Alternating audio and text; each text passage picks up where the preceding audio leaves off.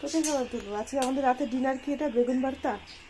বেগুনটাকে fry করে নিয়েছি। সেটা বেগুনটা ফ্রাই করে নিয়েছি, তারপর হচ্ছে শুকনো লঙ্কা ভেজে উঠিয়ে নুন, শুকনো লঙ্কা, কাঁচা পেঁয়াজ, কাঁচা তেল, কাঁচা লঙ্কা ভালো করে মেখে তারপরে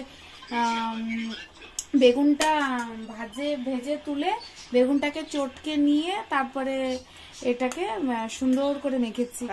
যেরকম আমরা বেগুন ভর্তা খাই, এটা বেগুন ভর্তা না, এটা হচ্ছে বেগুন ফ্রাই করে ভর্তা। আচ্ছা, এটা তোমরা বানিও। দেখি ম্যাডাম কি দিচ্ছ দেখি। এই তো একটুখানি বেগুন ভর্তা দিলাম, আর এটা ওল কচুর সবজি করেছিল মামুনি। কচু না, এটা মুখি কচু করেছে। সরি, মুখি কচুর সবজি। আর এটা চিংড়ি মাছ। আর এখানে আলু পটল দিয়ে চিংড়ি মাছ করেছে। দেখো না, ঝোলটা একটু বেশি না হয়ে গেছে। ঠিকই আছে।